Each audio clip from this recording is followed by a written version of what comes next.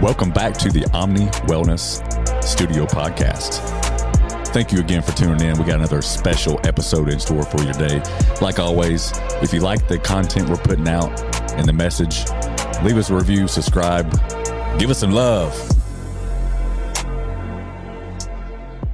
All right, we are back on the show, Omni Wellness Studio Podcast. I got a special guest, Dani Dyer. What's up? What's up, Keith? Thank you so much for having me. Yeah, I'm so excited. You made quite the trip I here. did. I cannot believe we went to Kingston this morning to pick up some weights that Corn Health Fitness is gifting me, and that was super sweet. But I was just like, man, this is a drive, but you know what? Like, let's make the most of it and head here to Rome. I love it. But you're in total three and a half hours out, right? Mm-hmm. From what town? Nashville. Yeah. Okay. Mm-hmm. Yeah. So awesome. I was born in Murfreesboro, Tennessee. And then, and that's where, Olympus and Carbon and all those places are, gyms are. And then, I'm in Nashville. It's where I live. So well, cool. You get through the holidays. Yeah. I mean, yeah. Like everyone was like, oh, how was your rest? Cause now I'm at the point in my business where I try to make a priority to have that that mental time. Right. And actually have a full week off. Cause before when I first started out, I never took any time off. Yeah. Like I was like, okay, right after Christmas, we're back in it and And then, so I was like, no, I'm going to take a full, I think it was like 11 days. But really by the time you do, I hosted at my house with my family, by the time you do all these things, like I just didn't have any time to really like decompress, but I do feel rested, if that makes sense. Yeah, totally. Cause I just like some days I spent time like in the gym and I could just sit there and be there in my like OIV, and just like hang out. We went to the gym, I think Christmas morning, super early. Yeah. But then like the rest of the day was literally just laying around watching Christmas movies. Yes. And that was much, like I actually enjoyed that. Yeah. I actually enjoyed that. So no, it was nice because I did some fasted cardio that morning, and then literally my family came over. Like we were like got everything ready. Me, my mom, and my dad, and then my brother, his wife, and their 4 kids came, and it was really special. That's awesome. Yeah, I love having somewhere I can host now. Yeah. So pretty much I do everything at my house. I podcast from my house. I train my clients out in my gym right there, and then so it's been really special. Yeah, and New Year's, like what are some of your goals for 20? Are you a New Year's resolutions type person? I'm a goal oriented person. Right. So I don't know how much you've because we've talked and we have our I'm so glad that you guys are carrying Fight in stores and stuff now and everything. But with all of my ventures and stuff, I always have the next goal. Right. I don't put harsh timelines on myself anymore like I used to. I learned very quickly when owning your own business that you can't really. That's the truth. you know what I mean? Yeah. Like it's there's really no unrealistic goals, just unrealistic timelines. And I've learned that in just every aspect of my journey. And so I try not to rush things, but I try to just put myself out there, set the goal, set the intention. And I have my whole list of things and just try to mark them off one at a time and not get overwhelmed. Yeah. I think if you're putting efforts into it, Mm-hmm. and you've learned some days you're going to make, or weeks you're going to make massive movement. And then some weeks you're like, or 2 weeks, you're just kind of feel like you've just been kind of floating. Yeah. And not getting any momentum. And that's going to be frustrating. Yeah. When you're a driven entrepreneur. Yes. But you learn over time that things still happen in due time. Yeah. It really does. Oh yeah, for sure. You look back and you're like, okay, it all happened for a reason. Mm-hmm. There's the ebbs and flows for a reason. Yeah. No, 100%. Cool. And also too, I just want to say, cause I'm pretty sure that, did you start following me or I started following you because of Allie? I want to What is Doug? I want to give her credit because and by the way, listeners, Allie's actually in the room. Yes. She may be speaking from afar. You may be able to hear her. Sorry if you're not. I'll be more prepared next time with an actual third mic set up. So. So just giving her credit to, this connection and everything. Yeah. Like so I think we're all associated with Doug somehow. Yeah. I had hired him at one point.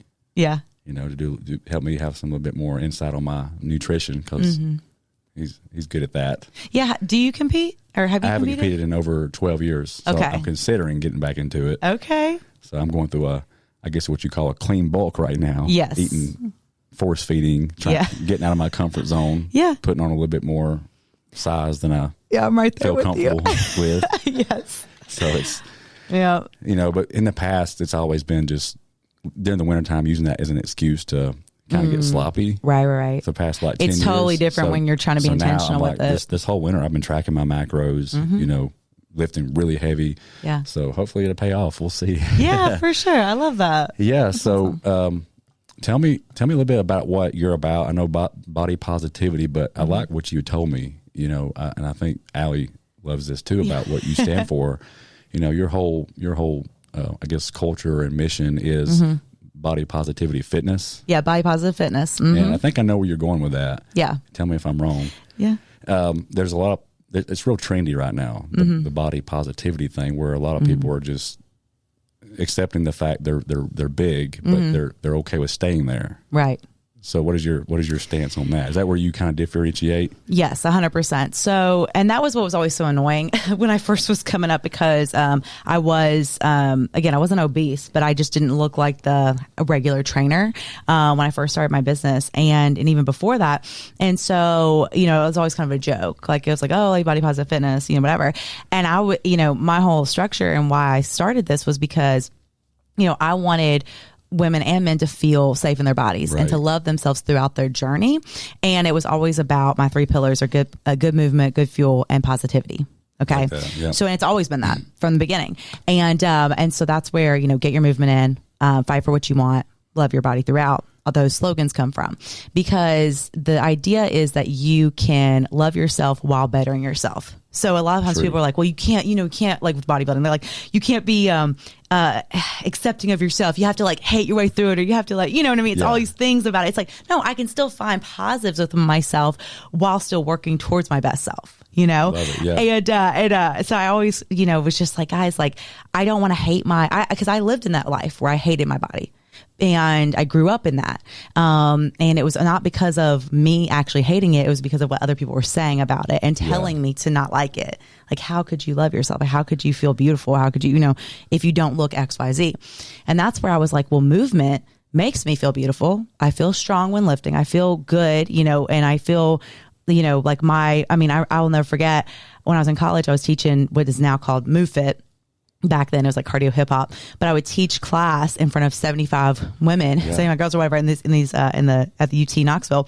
And I'd be in like booty shorts. I'm talking like booty shorts and like a sports bra and like crop or whatever, rocking it and just having the best time. And I felt my sexiest, my most confident, just beautiful in that. And it didn't even, for me, it wasn't, there was no negatives about it. Like, I just felt awesome and felt great. And that's what I wanted the people in there to feel. I wanted them to get away from the, you know, they need to look a certain way, or they need their makeup they're sweating and they feel gross. It's like, no, like, embrace this, enjoy it. And so that's where it was one of those things where I saw there was such a need for it with everywhere that I went. And when I worked, I actually was at an all women's healthy living resort in Vermont after college. I got that internship, and I was the first one they ever accepted that wasn't exercise science major. Dang, that's so that awesome. was really, congrats on that. Thank you. That was very special. Like, it was like one of those moments where it was totally a God thing.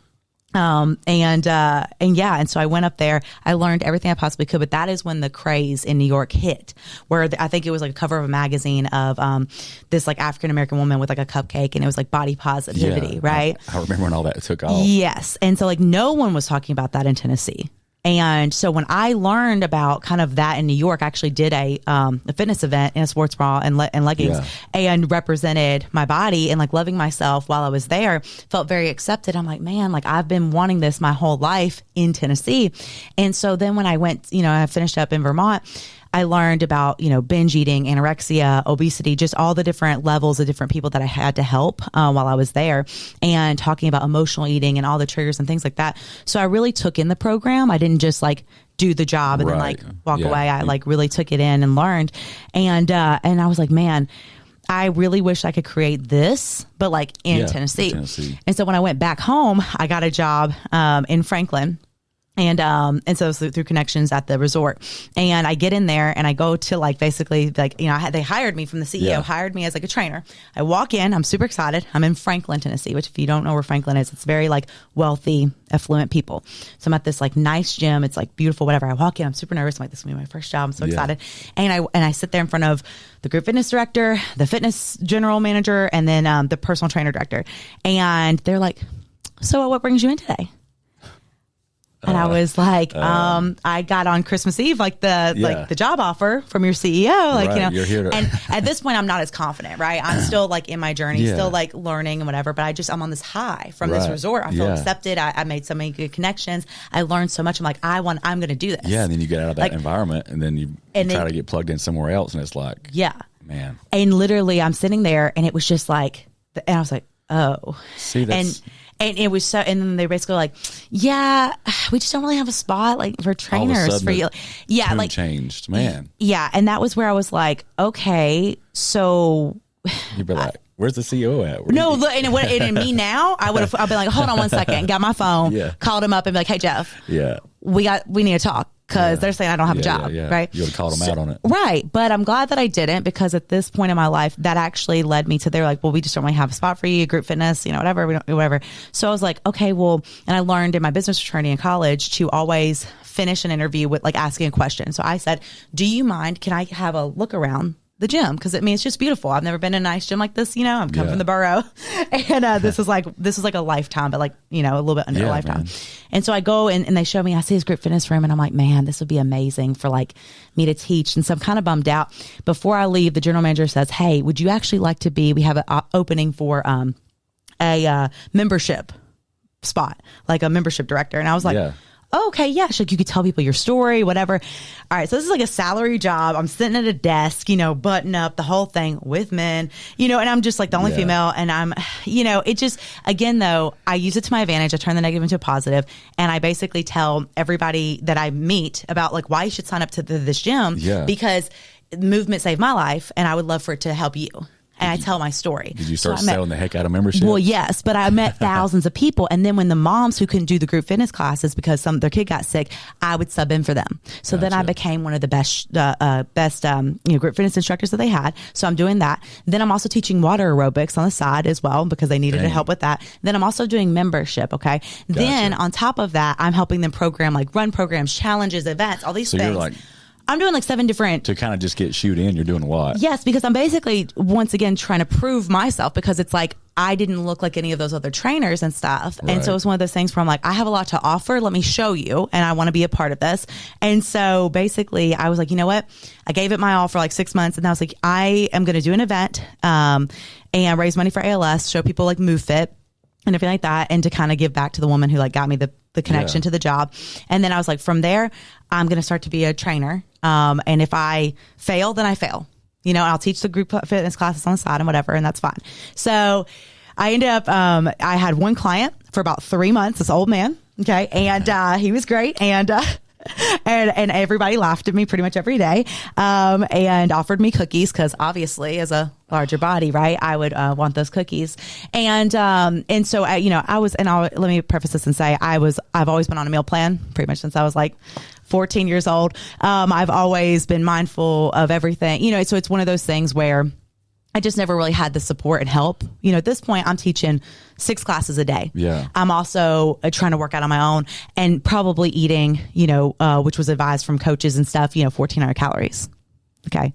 Yeah. And I've always had a lot of muscle. So I'm under eating for everything that I'm doing, and still getting scrutinized and still getting all those things. Right. So I'm again, still trying to push this message of like helping people love themselves in this area and then this demographic. And so anyway, I had that client. Now fast forward a full year and I am the top selling personal trainer at that gym, not male or at a male or female. And ever that they had. You definitely started at the kind of the bottom and worked your way all the way up. Literally. Wow. And this is while doing group fitness classes and water aerobics. And like, again, but the thing I want listeners to know is that like that negative of like, oh, I can't believe they did that or they put you in that box or whatever. Again, I had dealt with that most of my life. Okay. So it was one of those things where I was kind of used to it. Mm-hmm. And I'm glad that it happened though, because if it wouldn't have, I wouldn't have made those connections with those thousands of people that were in that gym, and they wouldn't have seen me grind, and they wouldn't have seen every day of me working so hard. And it really made me dig deep and be like, what I mean? Yeah. And so, it was some fire on you. Yeah. And so it was really special. And so, I look back on it and like, I wouldn't change it for anything. That's awesome. And it gave me the confidence. I was like, wow, I'm making this gym, a lot of money.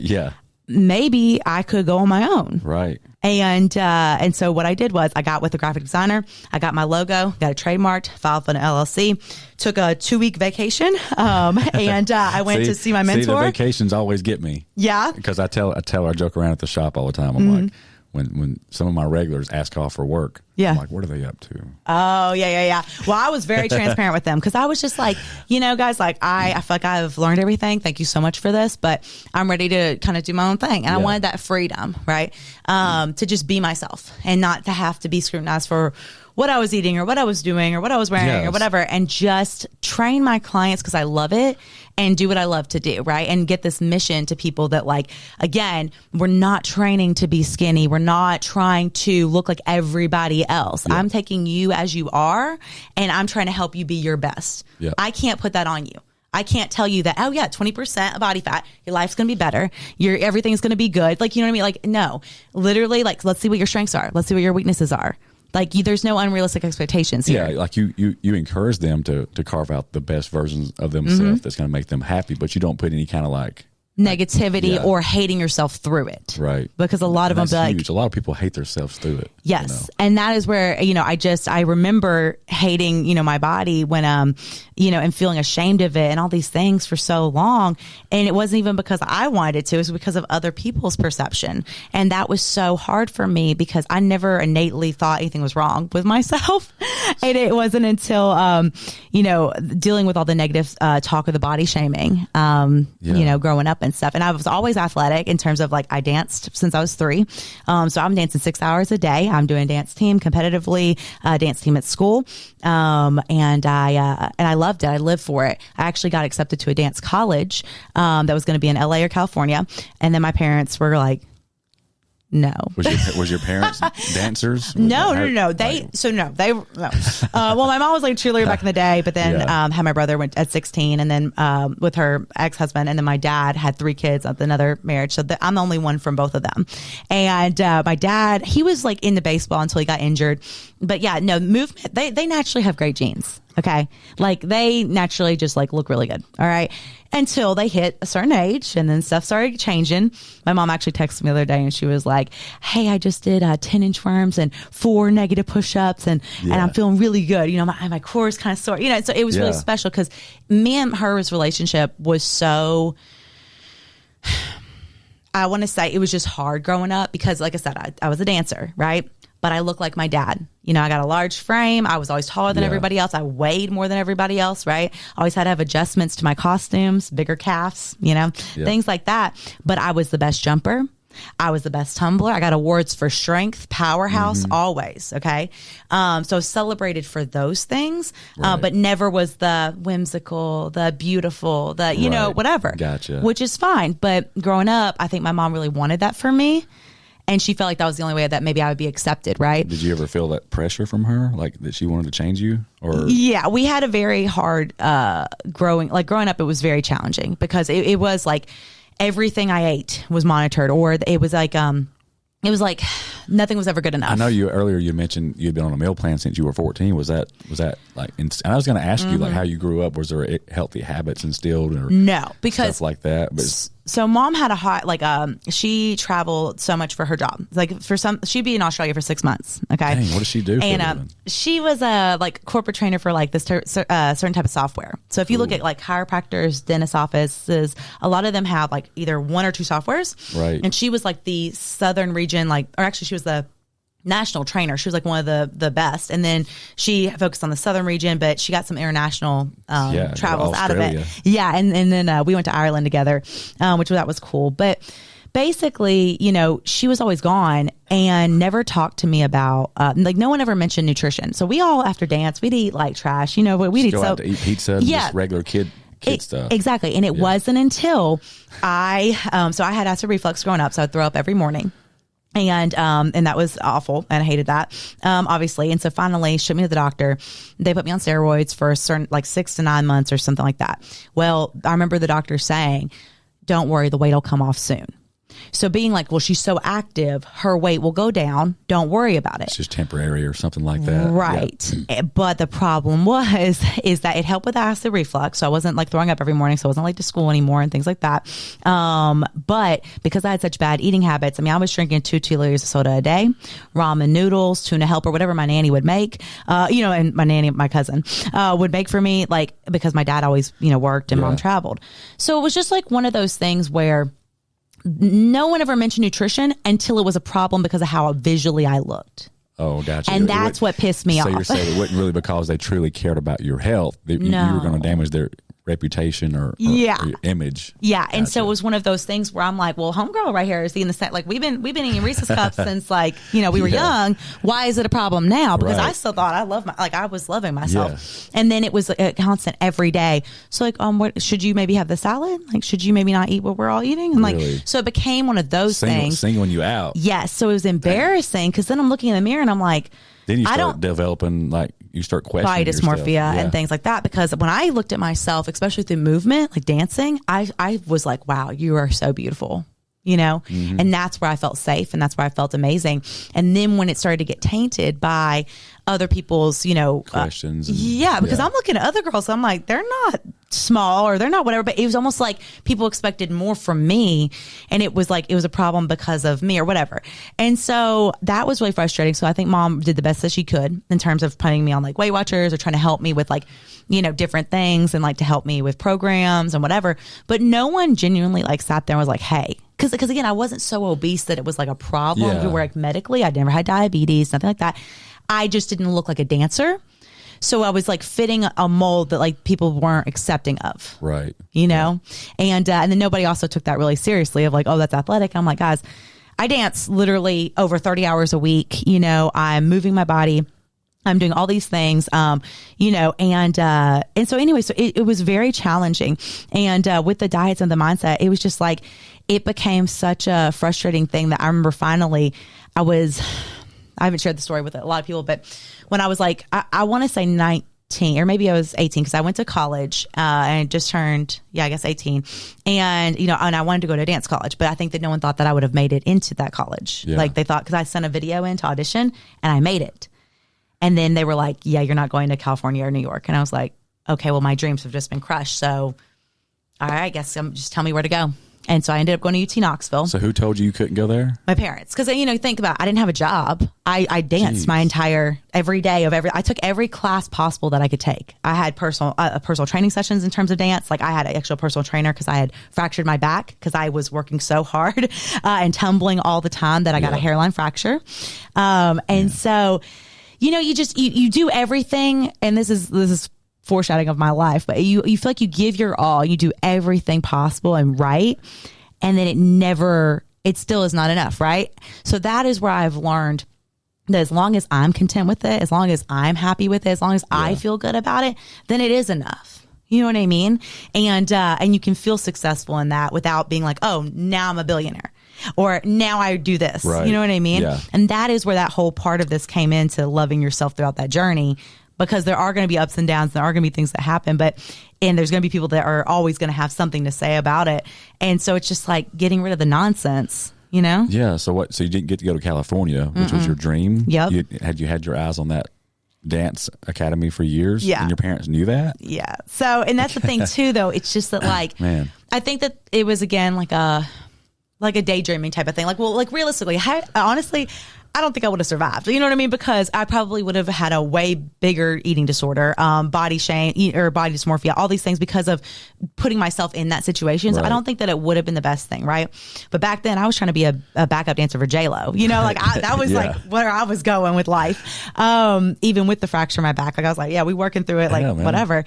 But so when I went to UT Knoxville, I was super dramatic. I tried out for the dance team, made it to the last cut and didn't make it. And I was just like, whatever, I'm done. I put my dancing shoes away. And so I didn't move for a full year.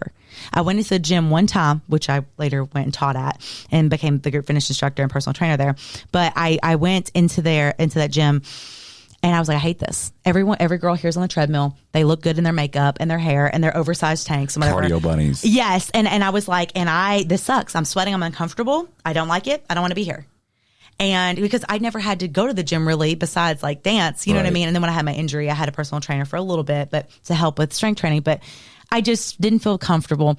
And I was like, wow, I don't like it. So I didn't. You made just a good point. I didn't realize that through this whole story of you dancing, weightlifting was not a part of that. It should have been. Exercise. Like it should have been. Obviously, dancing is a type of exercise, whether you think you're doing it or not. Right. It is movement. Yes. But yeah, it just hit me that.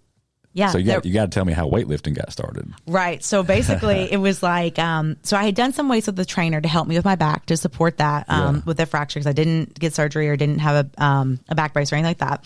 So when I go to college, I'm like not moving. So I didn't move. I drank. I was constantly just like adhering to what everyone else wanted me to do. Yeah. Just that girl, and I made some poor decisions in that sense. And then I was in a sorority. And then in sophomore year, we moved into the sorority house.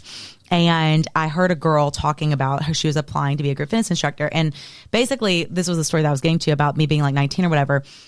When I come home, I think it was like when I was 20, my mom had said like, you're on this diet program or whatever. I went canoeing. And what happened was I basically passed out.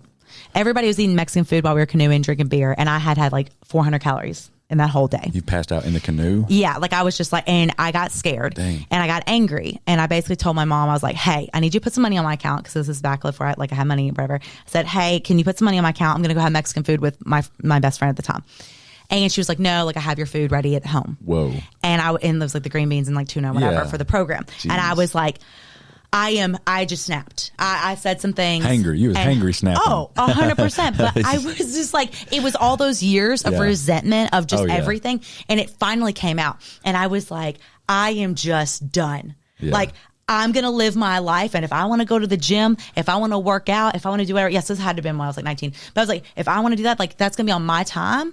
I'm going to decide. No one is going to tell me how to live anymore. On the phone? Yes.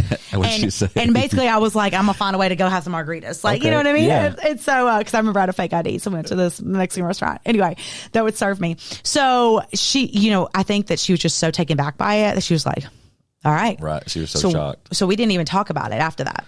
So basically from there, okay, full circle moment here. Like it was one of those things where, like after that point, I decided like, being a sorority house, seeing how the girls, were just kind of hearing, like, in terms of just like the girls going to fitness and doing things, whatever. The one was saying that she was gonna be a group fitness instructor. So I was like, you know what? I'm going to go apply to be a group fitness instructor. And 2, because then it would give me a private room so I could work out by myself, but also like make some money, become more independent. Yeah. So all this starts to piece together, right? I stand up for myself. Then I apply to be a group fitness instructor. I get my first job getting $9 an hour. Okay. Like to teach classes at a UT. It's the student facility and they're big. It's really nice, whatever. Yeah. But faculty and students go there. So I start teaching classes, become one of the best instructors they have. It gives me my craft. I'm teaching everything from cycling to kickboxing to cardio hip hop, which then turned into Move Fit, Killer Core, which is still one of the classes there now today. All these things that I got to be able to create and have that safe space. That's awesome. And then I became one of the personal trainers out there because I didn't see any female personal trainers. And so they were like, well, no, like you're good with group fitness. And I was like, no, I'm gonna go do that. And it was like $11 an hour. So I was like, okay, like let's, all right, we're making money, do whatever. And all alongside this, I'm in school, sorority, business fraternity, internships, trying to figure out what I want to do with my life. And fell in love with movement. And I'm like, I'm really good at this. So how can I make this a career? So that was like something that was daunting on me. But basically, I started, doing all that. And then I graduate college and I was like, I'm going to look online, and something told me, it was God, but he told me to search because I love camps.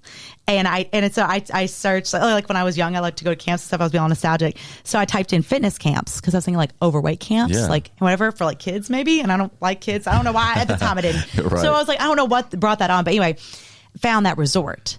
And this is like high end. I'm talking people spending thousands of dollars a week. You got international that came there. Jeez. You had people. I mean, like the woman who became one of my mentors, her husband was the head CEO of Pepsi. Wow. Okay. So it was, again, put me to learn a lot with a lot of different types of people and types of bodies that all had this similar thing, though. All of these women put themselves last.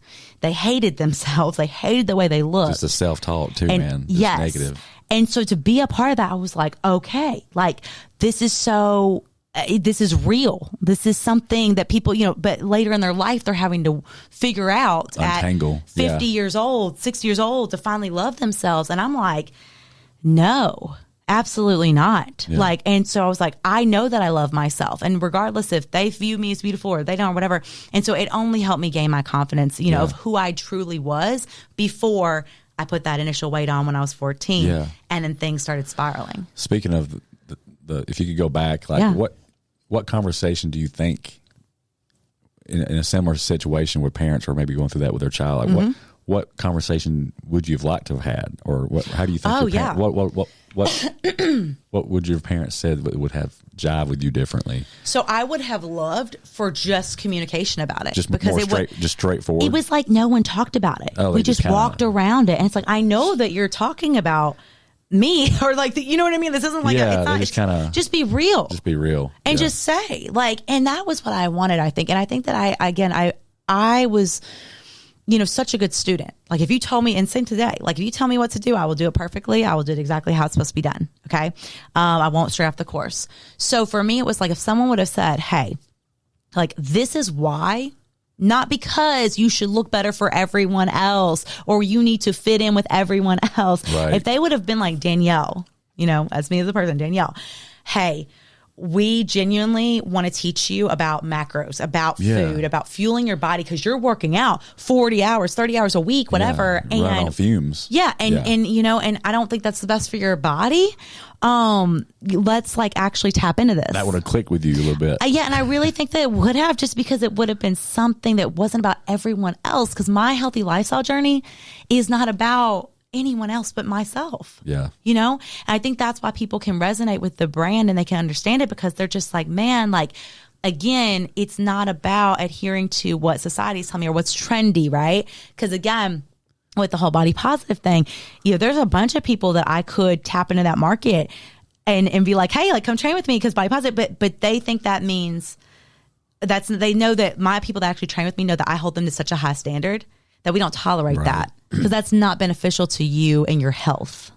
You know what I'm saying? Yeah. So anyway, so I just wish that it would have been a conversation. I wish my parents would have said something at some point. Like I know they're probably like, oh, he'll grow out of it. He'll get taller. But like, I'm like, I don't wish, that they would have like put me down or whatever, but like, like you said, be real, like talk to me about nutrition and stuff. Like, well, also my parents have my parents have very bad eating habits, and still to this day. So, it's one of those things where they just now are starting to get it, but it's because I have set the example, and they've seen what hard work and what actually being mindful of your food does for you. And now my dad's starting to lose weight, starting to get healthier. And my mom is starting to move her body. It's very beautiful and special, but it's also because like it's been a very lonely path, because I felt like I was alone on this entire stretch of things, and I had to stick to that and stick to what I know is going to change the situation. And it's been really beautiful, because now my mom looks at me no matter what size I am, if I'm about to do a show, if I'm improvement season, if I'm whatever, and she only sees me as beautiful. And it's because I think a lot of times when I was growing up, she was projecting her own insecurities on me of her not loving herself. Right. And also my dad and her with their bad eating habits, they're like, they didn't have to deal with the ramifications because they looked like they were okay. Yeah. And that is where I have no tolerance for, because I don't care if you are like, you weigh X amount of weight. If you're sitting there just eating Reese's every day, I'm going to tell you like, that's not healthy. Yeah. Like, and that was, I think, what bothered me the most when I had like my health scare and everything that happened this past prep and stuff, is that everyone continually was like, but you just look so good. You look amazing. Even the doctors, they're like, but you look amazing. And I was like, that's so great. I can't see out of my left eye. So like, you know what I mean? Yeah. Like, and so you're just kind of like, what's the priority here? Right. I look good for everybody else. Yeah. Awesome. You're like struggling on the inside. Yeah, tortured. Exactly. Yeah. And so, again, I had, support system people, but I think that so many people look up to me, right? So it's hard as an entrepreneur and things like that, because you kind of get boxed into that, right? Of like, I'm setting the example, I'm trying to help everybody else, but also, I'm pushing myself too far, right? And not really understanding what's going on. And nobody wants to talk about the downside of things, right? No. And so it's been really cool to actually be open about certain things that have happened, and people come out of the woodwork like, hey, like that happened to me too, or hey, like I've had hormone issues, and like it actually is really serious, and you should take it not lightly. I think more people need to share the dark side, because Dani the After Dark Patreon. we all and I'm guilty of it too. A lot of us only post the good stuff. Yeah. You know, like I can post all my healthy meals all day, but am I posting when I binge eat, ice cream? Right. Just like I was having a conversation with my friend this morning at the shop. Yeah. And she was talking about how she knows she feels like she needs to up her calories and go to like a clean bulk. Yeah. And she knows it's going to be uncomfortable. And she pulled up this girl that she admires on Instagram, and I'm looking through, and it's all pictures of her just like in contest prep. Right. But she's got a lot of muscle mass on her. I'm like, look, Ariel, she's not showing you the full picture. She had to go through an off season and put on some extra, like a little bit of fluff. Yes. To get that muscle. She's not that influencer, that bodybuilder girl you're looking at is not showing you that side. She's only showing you, it clicked with her. Yes. And I'm so glad. And again, sometimes we just need that extra voice. And that's why I try to keep my platform and stuff as real as possible, because I want people to know that this journey, is not easy. And for anybody, it doesn't matter, if you are a smaller size or if you're a large size or whatever, like it is challenging, and there's so much work that goes into it.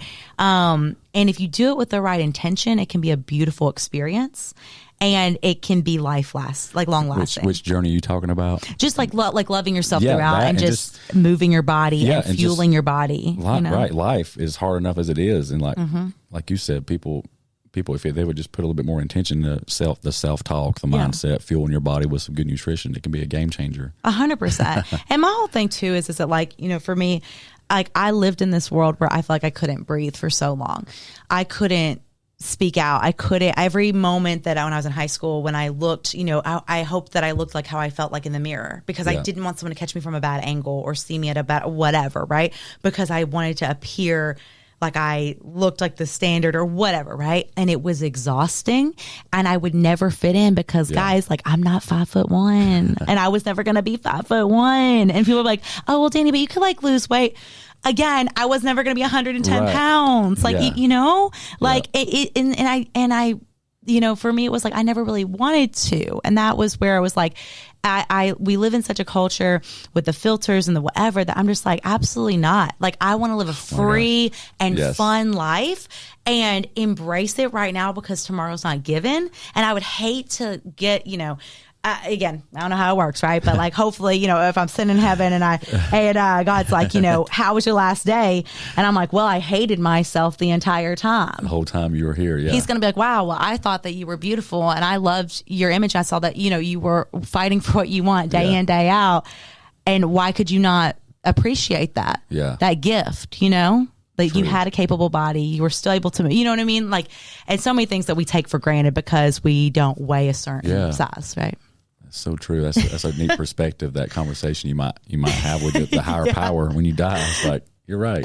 Why did I do that? Why did I do that? Like, just keeping it real and keep it in perspective. So So I've followed you on social media, I guess now for maybe 2 years, a couple years, I think so, I've enjoyed seeing your journey. But I know the one thing that kind of caught my attention was there's like a viral clip of you going around flipping some tire. Oh yeah. So tell me a little bit about what was that about? What event was that at? What kind of publicity did you get out of that? Because I imagine it was. Oh, it was epic. It was epic. I love it. I'm going to be that guy in the gym or that woman in the gym when I'm like 90 years old. That's like, seriously, you know what I'm talking about. But I laugh about this all the time because I'm going to be like, oh, back in my day, I flipped a 500-pound tire. And it was amazing. It was the most beautiful day of my life. So basically, to fast forward for listeners, so, went to college, went to Vermont, worked at that, gym, became the best, or the well, I don't know, the most grossing trainer, whatever. Anyway, and started my business in 2017 in August. And so I was working out of a gym in Franklin. I did that. And then I started working out of a gym in Nashville.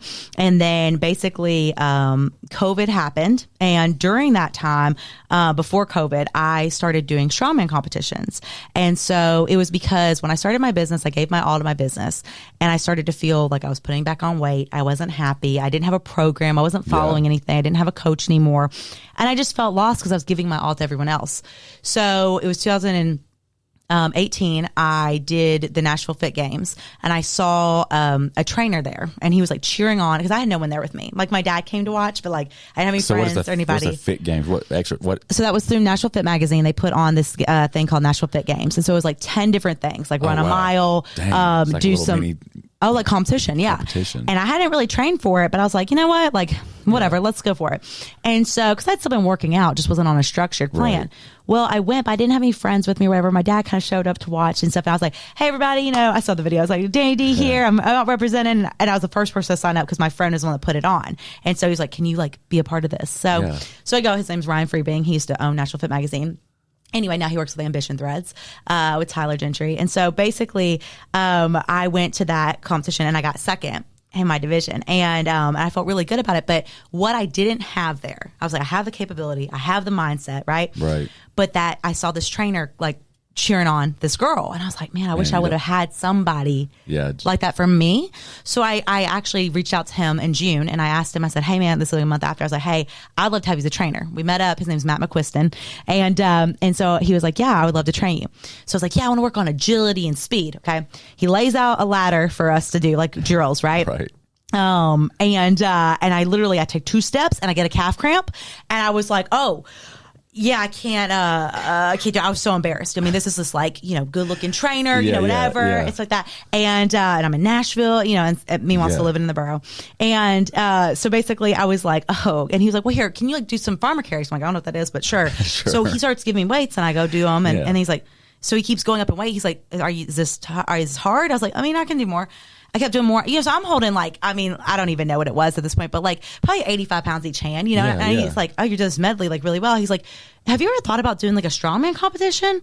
And I was like, what is that? Like, do I need to be a certain size to like do that? It's like bodybuilding. And he was like, no. He's like, I did one of them, but like, I'm probably not going to do another one. But here, I'll give you the information to this coach and like, you can talk to him. Yeah. So I call this guy up. His name's Blake. And I was like, hey man, I was like, my trainer says something about you do coaching for strongman. He's like, yeah. Actually, there's a competition like next weekend. You want to go? And we talked for like 2 hours. And so, it was really cool. And basically I was like, Matt, I'll only go if you go with me. And he's like, well, I wasn't going to try to do this again, but like, okay, whatever. Yeah. So we all roll up to Kentucky and I didn't have to be a certain way at this point. I just went as a novice, heavyweight, whatever. And, me and Matt win. And it was like, awesome. And I mean, this is like, you know, I'm doing like carries, I'm doing stone over bar, you know, I'm doing just all these things. And you're in a class with like women? Yeah. Mm-hmm, okay, yep. So there's division. Lightweight, middleweight, heavyweight girls. Okay. Heavyweight is anything above 180.4. Okay. So you go up against girls that are 230, 250, you know, 200, whatever. I was like 194 at the time. And so I do that competition. I'm like, oh my gosh. Like, and it was so funny because I thought I had won and we were about to take a shot outside of it. And we hear my name. So I was like, are you Dani? Because I was wearing a Dani shirt, shirt. And she's like, they just called your name. And I was like, oh my gosh. So I run and I was like, okay. And I go to the promoter and I was like, hey man, like, did I win? And he said, yeah. And I said, and he's like, did you win? And I said, yeah. Or he said, yeah. And I said, okay. And I smiled at the camera and like with the trophy. Yeah. And I was like, yeah. That's awesome. And then literally from there, I was like, I want to keep doing this. So then we traveled to West Virginia, me and Blake. Dang, just went on tour. And we go there the next, because I wanted to qualify for nationals. So, because Matt had already qualified for nationals, but wasn't going to go. But he was like, if you can qualify, like, let's all go together and make this a thing. Yeah. So I go to West Virginia. I barely make the weight cut, 180.4. And that was pretty epic. I ended up pulling a truck, lifting. I saw some clips of that, I think. And lifting a wooden log. So I became like strongest woman in the forest or whatever for that one.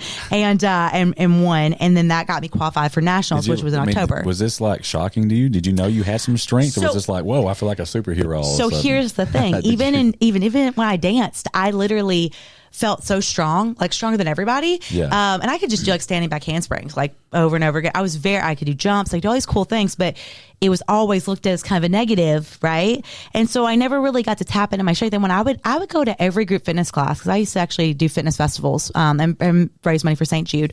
Did that my first year of business, my second year of business as well, and my third year. And got all these sponsors and people that came out. And when I did those, I tried out the classes. People didn't know who I was at the time. So I tried the classes to pick the best instructors to teach at my festival. Okay. And when I did that, the classes that would hand me 5-pound weights and assume that I couldn't do strong things, Really? They did not get chosen for my festival. You know what I mean? Gotcha. And so fast forward, I finally have a trainer that took me seriously. Yeah. And this took me, guys, I was 25 years old, 26 maybe at this point, and maybe just turned 26. Anyway, no, 25. And so that 25 years old. Okay. I've been in my journey since it was about like 19. It took me about 6 years to find somebody to take me seriously. Dang. And to actually be like, no, you need to eat, girl. Like, you know what I mean? Like I would be flipping up. Yeah. Like I would be like literally going and trying to do 200-pound Atlas stones and doing, 165-pound overhead press with the log fasted.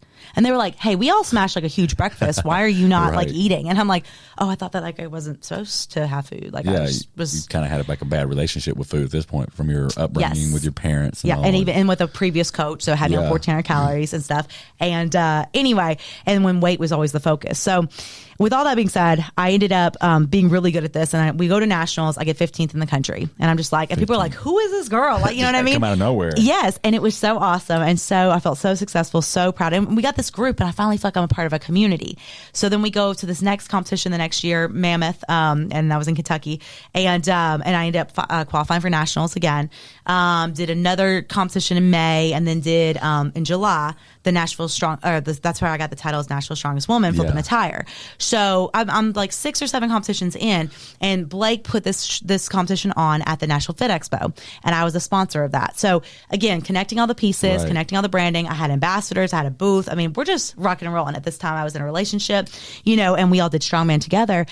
And so I was just like on cloud 9 because I had support. I had my business, part of it, but I could go compete and have fun.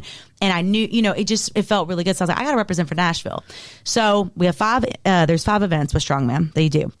And they're always like, it's usually like a pull, a push, a carry, something like that. Right.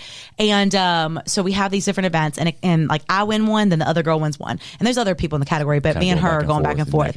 Yeah. Her name is Dani. And, she's great. But, so I'd win one, she win one. I'd win one, she win one. Dang. So we tied, right? So it comes down to this tire. Really? Yes. And let me remind you, I'm still not eating really a lot. So I've had like a gold bar at this point. All right. Yeah. And it's one of those things like, I'm just like, okay. So I'm like, I'm ready to be done with this. Like I'm ready to like go celebrate my friends, have pizza, enjoy the competition, it was over, and get my title. Well, so I had practiced on like the 400-pound tire before and like flipping in whatever, but never had touched a 500-pound. Well, I go up to the tire and everybody's kind of watching me. And this is like before we start. And I had regular shoes on. And I can't even lift it. I can't even budget. That mentally, I think, messed everybody up because they realized like how good I was doing. So then they all go try to do it. They can't lift it. They can't budget. Whoa. So I go put my cleats on. And, and Blake was a great coach. And so like, I remember him saying like, a couple things to do or whatever. Yeah. And so I kind of like, I didn't touch the tire until it was my turn to go. But I watch all of them. All the girls fail. No one can do it. And basically they say that if you can't do it, Dani, we will have to go to a lighter tire and then you'll have to flip it for a minute. And I knew that girl was good because she had long arms, long legs. She was going to be able to flip more times than me. And I knew that if I didn't hit that tire, she was going to win it. And I was never going to forgive myself for that. So I was like, I've worked too hard. I'm fighting for what I want. I'm in this. And so I go for the first time and when I get up, because you have a minute to do it, right? Okay, you can do it many times you need to for a minute. Yeah, exactly. But all I need to do was one time because no one else could do it. So basically, I go up to lift and it slides to the left. Okay, now let me remind you, there's so many people watching around the perimeter as you see in the video, but literally at that moment, the energy drops. People start to walk away, and I'm like, what a better epitome of my life. Whoa! Right? Yeah. It's like when everything's good, everybody's with me. Yeah. But the moment that it's not what they think it should be, walking away. They're already just self-doubting. Like, they're just like, the show's over. Right. Like, the game's over. Yeah, because then they've watched all these other girls fail. So like, well, Yeah. this girl, whatever, you know? Yeah. At this point, I mean, I'm like I said, 180.4 to weigh in, but like I'm like 186. I'm not really like overly muscular. I mean, I got strong legs, but like Right. there's no like aesthetics that you're like, oh, that Yeah, girl's she's going to gonna like, get it. Yeah. you know what I mean? Like whatever. And, you know, short hair, tan, long hair and short shorts and tan and whatever. And so I get up there and I was like, all right, let's get it. And so anyway, so I get under it.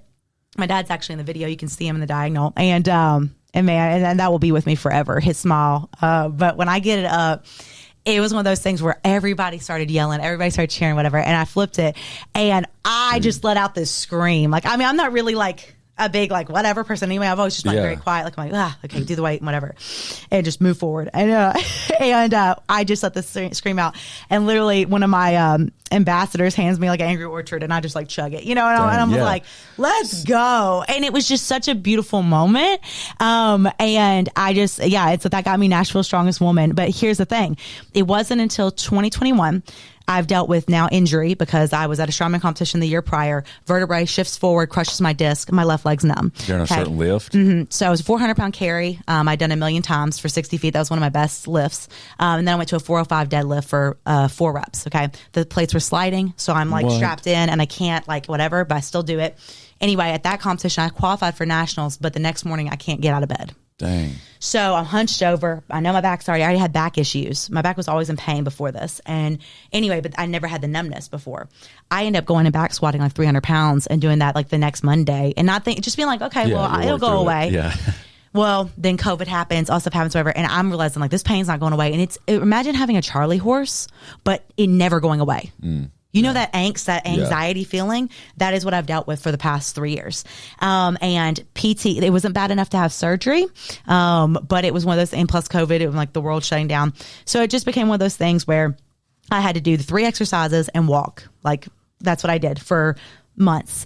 And again, I started dealing with, loss of the partner that I had or whatever.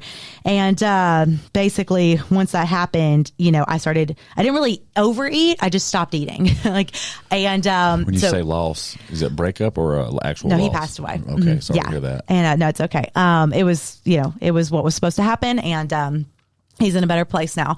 But I had dealt with all of that stuff, right? And that was like my first relationship, whatever. Anyway, so it's 2021. I'm an influencer at this high rise in Nashville, which, you know, I have now, I had got that gig. They had reached out to me and that was really cool before my video went viral or anything like that. Yeah. They just loved my mission. They picked me as the only female influencer and I got to live there for free for a year. So that was a very beautiful moment. Only female that was picked. And awesome. Thank you. And so I love that place. And they gave me an opportunity to move from Murfreesboro. Yeah. And it was a mile away from my gym in Nashville. And so at that time when COVID happened, I signed that contract with them. I was like, guys, I'm going to do virtual. I'm going to give you all a discount. But come June, I'm going to be only in Nashville. And then I moved in mid-July.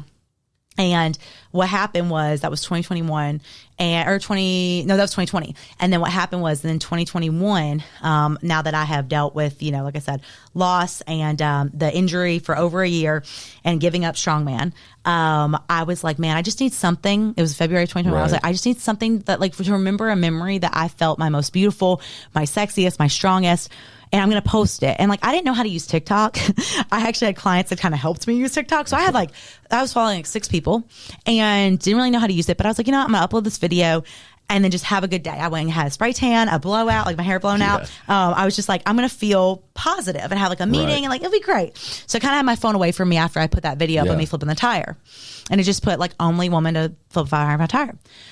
Well, I look at my phone 6 hours later and I have all these notifications and like, I don't know how TikTok works. So I first thought like some people, you're trying to learn how to use it. Literally. And people like were commenting. And so I started coming back to them, but then I do the refresh and there's thousands of comments. Cause like, thank you so much. Thank you so much. I didn't realize. And I'm like, this is never ending. And then I look at how many people are following me and I'm like, this is like, I went from, 4 followers to 100,000. Yeah. And I was just like, Okay. And I look at my Instagram. And so I'm telling my best friend, I'm like, dude, what do we do? Like, what happened? Anyway.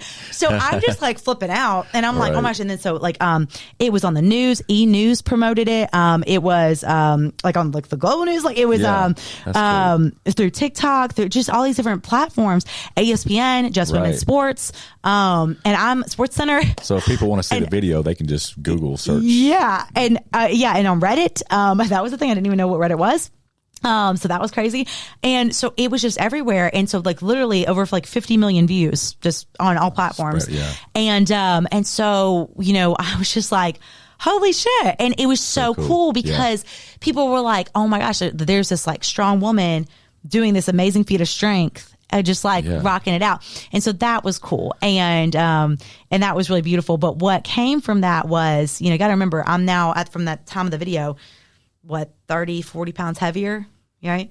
And I'm getting, connections with like the Brooklyn Nets, Shape Magazine, Smoothie King, all these things, whatever. Right. And I'm putting myself out there, like sharing it with them. And I'm like, let's roll out. And people are like, you need, like, here's some contacts, like talk to these people. They saw your video, And so get it while it's hot. Yes. And so I was like, well, I need to feel my best because Shape Magazine was basically, I had always wanted to be in Shape Magazine. And so they basically told me, they're like, hey, we'd love for you to like prove yourself as like kind of a Shape Squad instructor. You could be the first one for Tennessee. Do these virtual classes for us. And then we'll talk about writing a piece of you about you for the magazine. And so I was like, done. So I reach out to all my contacts and I get Nissan Stadium and the Place Nashville, which is the 5th and Broadway, and then Connect Nashville. And I record. So I took over Shape Magazine, which has 1 million followers, their Instagram for the week. And I taught my fitness classes on their platform at those locations. So at Nissan Stadium, I was on the ground like there teaching class with a tripod and my videographer and whatever. And it was so cool. And then they ended up doing a piece on me about how I overcame like body dysmorphia and just my journey. I actually read some of that. There's a link somewhere in your Instagram page. Yep. That's and cool. And that was so cool. And that was a huge goal of mine. And if you look back, I looked back at Shape Magazine's Instagram and I had reached out to them in 2017. And like, of course they didn't see it because they have hundreds of thousands of messages. And it was just so amazing to be like, wow, that 5 years later or 4 years later, this is happening. Check that off your bucket list. But something that I want people to realize is that I didn't do this because I wanted notoriety or I wanted to be viral or whatever. This was because I was at my lowest depressing point, heaviest, didn't feel good, and was like, let's turn a negative into positive. Let's remember a day that you felt like a badass bitch. You know what I mean? Yeah. And that was that day. Because that was just so loved and people showed up for me and I felt supported and I felt successful on all my hard work. And it was just an awesome memory. Yeah. And to have that be the moment that was seen across the world was huge for me. And so basically I started getting back into lifting. So I had to start over. So you got to remember psyche, right? I lifted a 500-pound tire. I was lifting at 425 for deadlift, conventional, all these things. And then I had to start with the barbell. And with body weight, then free weights, especially then the barbell. After your injury. And that's what happened in 2021. And then I went to the Nashville Fit Show. And I saw a girl up there who was not the smallest. She was actually the biggest one on stage. Was so sexy, so beautiful, curvy. I was like, rock it. Anyway, don't even remember what division it was, but I remember being with these girls that were beside me. And I was just trying to take note of it. I didn't want to do a show, but I was like, let me just see the environment. Inspired by that. Yeah. And I knew all the sponsors and stuff like that because I thought, okay, I can't do strongman.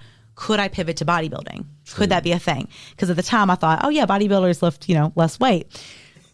I mean, volume. Which, you know what I mean? Yeah. So, it's true. But I was very misconception of that. I learned that very quickly. But it was just funny because, it's like with strongman, it is kind of like ego lifting and we were doing crazy stuff. I mean, I got 425 or I'm running with 485 on my back doing yoke carries.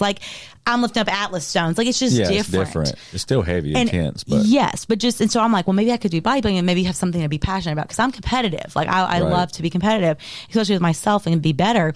And so when I was, so then basically when when all that happened, I was like, well, I got to be able to breathe and be the face of these, things and not lose a bunch of weight quickly, but I want to feel good in my body again.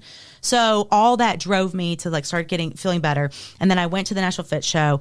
I watched it and I saw that girl up there and the girls that were with me were like, yeah, but that's not the criteria. Cause I was like, she's just gorgeous. I'm like, yeah, but that's not the criteria. And I was like, well, I think that she did amazing. Think that she should win. But again, I'm not the judge. Don't care. But okay, I'm going to do this. Because again, I was in hopes of that someone would see me up there and not looking the stereotypical way, but also noticing that there was still hard work present. Yeah. Okay. Like you're still, for sure, sexy, strong, whatever, but having the confidence is what I saw about that girl. And that is why I thought that she should win versus, the aesthetic. Right. And again, I know it's a bodybuilding competition, so it's based off of sex, but I was attracted to that confidence and I was like, yes, girl. So fast forward, I started training with my old coach, so Doug, and he helped me with the food part of it. And really, that was the most pivotal part because I just needed a plan. I just needed a program for food, for it to make sense to click with my body. So I did that. And then, I basically, that next year around that time, I sponsored the Nashville Fit Show and then competed in it. And that's been recent, right? That was 2022. Mm-hmm. Okay. Yeah. And that was my first 2 shows. So I did that one, and then I did the OCB one in Murfreesboro. Yeah.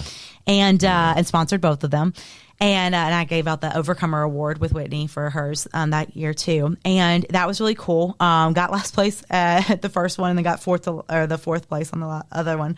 And it didn't matter at all. No, I was about to ask you, you probably had a blast, right? I had a blast. My whole body composition had changed. I just felt like my most successful self again, but in a different way from strongman, which was beautiful too. Because in this whole time, you guys, like I have done 9 half marathons, I have done Spartan races, I have, done so many different avenues of fitness, and I have felt successful at every single part.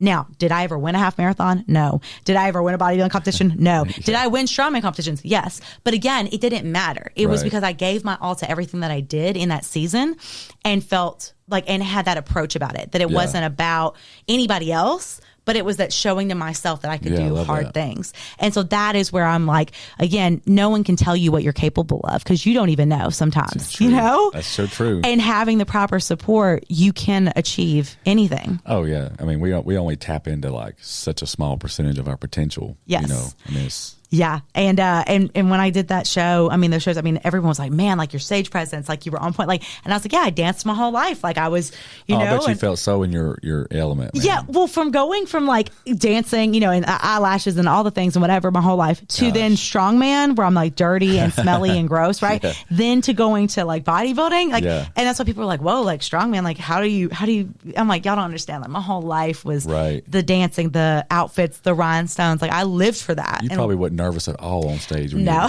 for body. So that's like the most hardest part for a lot of people is getting on stage. But why is that? Because of the confidence that, you know what I'm saying? And that's where for me, it's like, okay, you've worked this hard. Why not go out there? And again, you may be last and you may not look the best out there from what the judges are saying. Yeah. But everything that you put in your hard work for should be celebrated. So why not have that confidence shine through and like embrace that versus once again hating yourself throughout that journey and being like, well, I'm never going to be good enough. It's like if you need that first place title to tell you that you're good enough, then you're never going to feel successful because even when you get that first place, you're still not going to be happy. It's just like people with financial goals. I've listened to enough interviews where they've interviewed people that has chased a certain level of financial success. Like I want to be a millionaire. And then when you get to be a millionaire, you want to be a multi-millionaire. Yes. And it's never good enough. And they get to this, what they consider like the unicorn status, and they're still not happy. Yes. It's just kind of the same thing, It's like, exactly right. And that's why it's like, man, you got to live in the present, but still aspiring to be better, but like really, truly enjoy like this day. So it's been an amazing journey. It's been super cool. And again, I am so proud of my body for all that it has been able to do. And that was another thing too with strongman that I want to point out that like I naturally was strong. I worked hard and I learned things, but like that naturally, like it came easier to me than anything else, but because of my frame and this body that was so shamed for so long that it truly could do amazing things that most women can't. You know what I mean? Yeah. And so it was one of those things where I really feel like it flipped the script to show people that like when you truly, have the intentionality of like, I just want to be my best and I just want to love myself. Like it can show such triumph and success in that, Do you ever just want to like lift something heavy? Oh, every day. like I have to actively. I'm like, to know you have that like superpower. Yeah. But you still got to be careful, right? Because your injury, you don't want to risk that. And that's the thing too. A lot of people have asked me, like, are you going to get back to strongman? Are you going to do whatever? You know, all the things. And for me, honestly, I would never wish that pain on anybody that I dealt with and that I still deal with, because the nerve. Risk. That whole sport is a risk. Like I dabbled in it for about 14 months. Okay. And keep in mind, I went 20 years without ever having an injury in the gym. Right. Knock on wood. Yeah. So probably 6 months into my powerlifting endeavor, I start falling apart. Yes. I was wrecked every day. It's a risk. You talk to anybody that lives in that realm, and they've tore pecs, they've tore quads, and they just have to heal up. And I'm like, I like lifting and moving too much to be sitting in the hospital. So I kind of had to shift away from it for my own mental health, because I can't be down. I can't be hurt. Exactly. Because moving is my therapy. Your outlet. Exactly. Yeah. And that's what, for me, especially going through COVID and doing with all that was the hardest part of my life, that year, you know what I mean? Because because again, I had all the success of getting into influencership and getting to, you know, I did my Love Your Body initiative where I was naked on a billboard, you know, and did that. And you know, I was getting clients. I was on the news all throughout COVID, all during the most traumatic relationship I've ever been in, the most traumatic with my leg, in pain every day. And I used it to fuel my business and to fuel my body and to fuel myself, not use it as a victim mentality, but just to be like, you know what, if I can't do what I love, I'm going to pivot, adapt, and overcome. And I've done that in every strand of, you know, every part of season of my life, and continue to do that, because movement is the priority to me, and being able to feel good in my body. And so if that means that I can't lift as heavy as I used to because of the risk of injury, it doesn't, it's not worth it to me anymore. And I can still find fulfillment in other ways, like being on stage at the shows, that fulfilled that need in a different way. You think that's something you'll do again? Well, so I have a new coach now, and basically, we're looking at moving me to figure, and competing in that. So different division. We're going to see how that goes. But really, my health is a priority. So if I am healthy, mind, body, spirit, and everything like that, before he wants to start a prep, then we'll start it, and we'll do it. And I trust in him, and he knows me well enough that, like, if he needs to pull me, he'll pull me, and whatever. But yeah, I'm just going to continue to put on muscle, feel good. And again, the more muscle I have and things like that, it does help with my injury. You know, the stronger so the stronger I am just in general. So even like today, like my leg's not numb, but like the past 3 days it's been numb. So so I'll deal with it for as long as I'll deal with it. And so I just have to take the good with the bad, and do what I can do and feel successful in that. Like I did 215 for my back squats, right?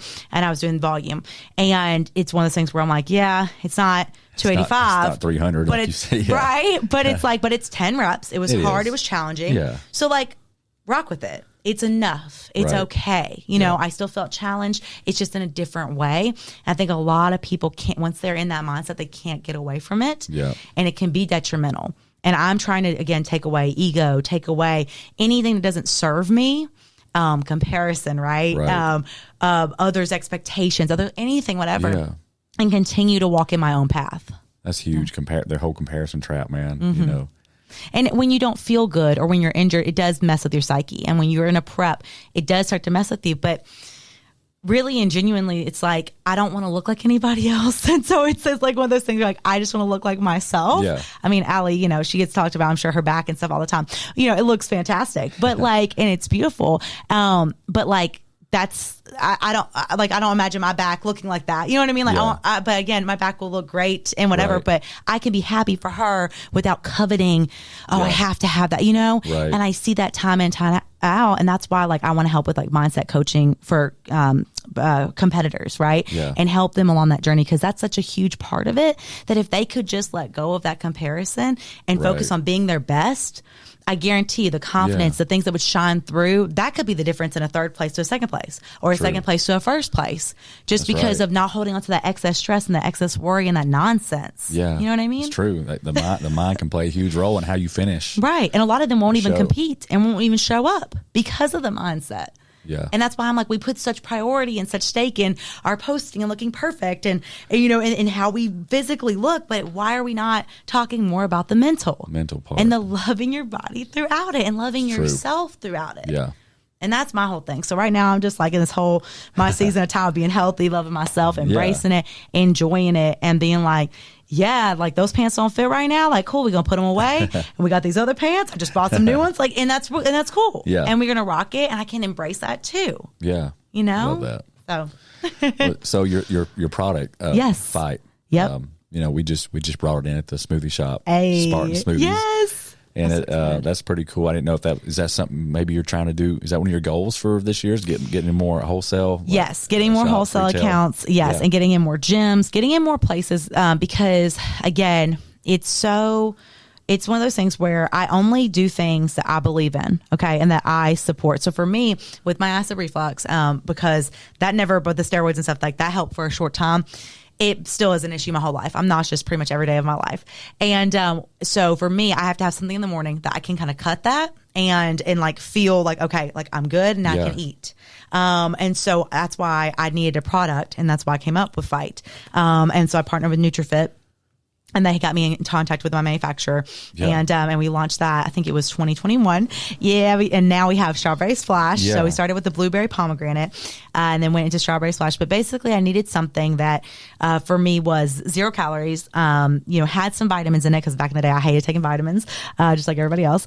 And then I wanted something that had a little bit of caffeine in it. Yeah, and so it has 125 milligrams, so about a cup of coffee's worth. Yeah. So basically, instead of putting a bunch of creamer and sugar and nonsense in a coffee, have some Fight. It tastes good. It's going to help curb sweet cravings, sugar cravings, and then also it's going to help you feel more refreshed. And then, and it also has the BCAAs, the EAAs, the things like that your body needs, versus just a coffee or like some harsh Red Bull or energy drink that's not going to serve you and you're going to crash. And it also has nootropics in it as well. So it's a mood booster and stabilizer. That's what I liked about it. It was just a little bit of caffeine, then it helps you kind of lock in on some mental alertness and focus. Yes. Yeah, you ask my girls, and they're like, they'll clean in their whole house. They're getting their workout in, they're getting their house, they're doing all the things because they have this product. And so it's really special to me. And like I said, I came out with that during this whole time of, when I like needed something like a literal boost in my mood. And so it was really beautiful to do that. And I've always been passionate about products. And because again, like, I believe like I am a product, like I'm selling myself daily about my mission and everything like that. But to have something tangible that somebody can have on their shelves, or someone can have in their home, or someone can have in their car, or whatever, is so beautiful to me, and it helps people. You just spilled over your whole mission statement. Fight for what you want onto the product. Yes. This is cool. Yeah, and it has the tire flip video on the back, or the tire flip picture on the back, because that was probably my, like I said, biggest feat of strength at a time where I was, fighting for myself, and I want others to be able to fight for on your next packaging run. Put the QR code where they can just scan it and see that video. I know, right? That would be so cool. I love that. That's so awesome. Well, thank you. And as of right now, I had partnered Nutrition Factory, had it in all 14 stores, and so I think they still have it in like 10, and then the ones that aren't sold out, and then Ruck Nutrition as well, and then Spartan Smoothies. Yeah. So if listeners obviously live local, you can come by Spartan and we got samples of it. And if they don't live in the area, where can they order it? Yeah, at my website, danidfitness.com. So it's right under the gear section. And so I have it in there. And, we do same day shipping and everything like that.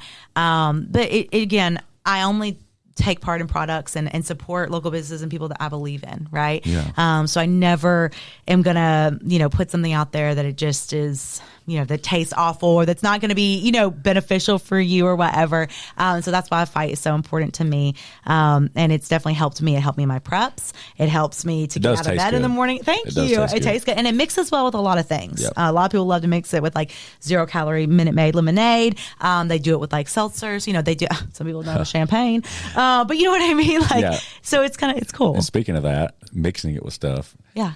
I think on your Instagram, or maybe on the way here, don't you mix it with a slushie, or make you a slushie or something like that?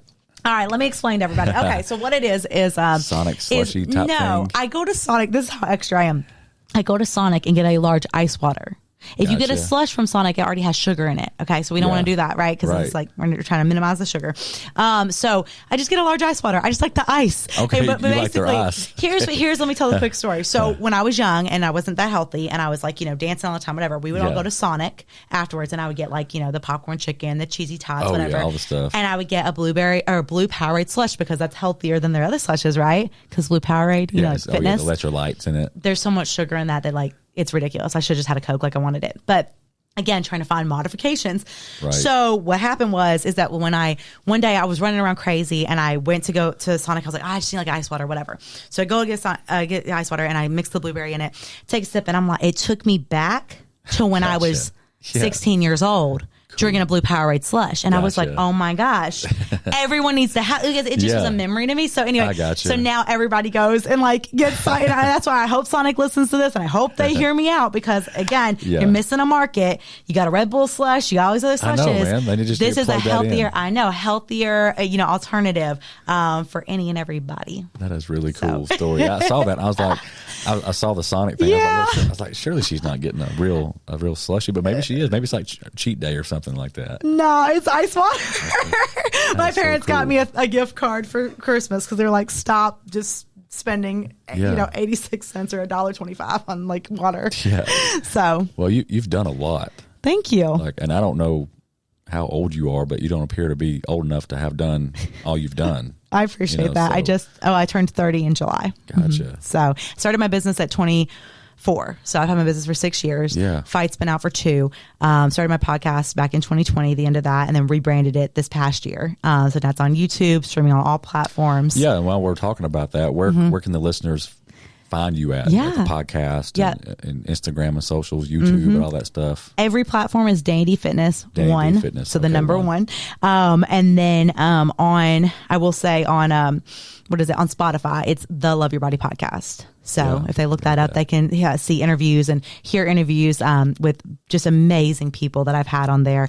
And it has been so cool to be able to share their stories from bodybuilders to Olympians. Vanya came on, told her story, which is cool. I've had now some news personalities come on that those will be launching soon. And then also, you guys, I just launched my Patreon account. For those that don't know what that is, it's just another platform. And so it's more of a safe space. And we're kind of going, I say dark with it, but keeping it more real, authentic to talk about struggles and to talk about different things that we're going through that I just feel like a lot of people don't feel safe enough to say on social media or on Instagram or whatever. So this is direct access to me once again, but it's not Dani D Fitness. It's Danielle. And it's me being able to just be myself as much as possible in terms of kind of days that I struggle. Like I put on my posing suit. I got my first figure suit. And that was the whole thing. And, I was able to share with them on there and just kind of be like, like I wasn't really vibing with this. Like this was rough to put on and see. And it kind of was just like, at the moment I couldn't really find the positive and I felt very down. And it was just one of those where I was like, to have that moment to be like, okay, I have another community that I could, because again, my girls and my clients and stuff, I reach out to them and we all have that connection. But again, I'm there for them. Right. Yeah, and my Instagram too, again, it's my story, but it's also to help other people, to help influence, help inspire. And so to have that Patreon to just kind of be like, hey, I had a moment where I was like, and they were just like, I think one of the girls, she's in like in Oregon, and she was just like, Dani, like, she was like, you're amazing. Like this, you're so inspiring. Like you look like a boss, you know? Yeah. And I'm over here being like, but the suit doesn't really fit right. And it's just kind of like, whatever. And then it was just that brief moment and just to have that support. Yeah. It's just more of a different audience. Yeah. Instead of all the hate. Yeah. And normal social media. Yeah. And that's the thing too, is like, I want to create as many safe spaces as I can. And I think that some people drive and do with different platforms, you know what I mean? Yep. And so this one kind of comes all together. And then I also have many episodes of my podcast that go out there that are exclusive. So when people ask me questions, a lot of times I can't get to them and I can't share them. There's too much that I have going on to share on just like Instagram, or TikTok or whatever. And so I can just upload to the Patreon and I can just say and like answer them like bam, bam, bam, bam, and just be very plain about it. Right. You know what I mean? Yeah. And not have to overthink it and just be like, and here it is. There it is. Yeah. And so that's been really cool too. So that is neat. And that's the After Dark. Dani D After Dark. Yeah. That is really cool. Yeah. Yeah. So again, I have so many goals, so many things coming up. I don't know when this will go out, but there's something really special that you'll see if you again subscribe to the Patreon. But if you just watch my Instagram, they'll go out there. And I'm very honored about it. And it just again is once again proving that this mission of helping anybody love themselves throughout their journey is important. And I'm very excited to share that. So it's coming up soon. That's awesome. Well, congratulations on all your thank you success and endeavors. And thank you so much. It's very, very interesting to hear and learn about all those stories. Yeah. Well, thank you. And thank you for being on. Of course. No, this was so cool. And I really appreciate you guys. And like I said, it means a lot to me in terms of you guys supporting Fight and just, again, like having it in your store. Because again, like, I'm so passionate, as you can see, about everything that I do. And when I have people who also support and believe in my mission, that is huge. And it really says volumes about you guys. So thank you again for having me. Thanks, Dani, for being on. And well, guys, we'll catch you next episode. Appreciate you tuning in.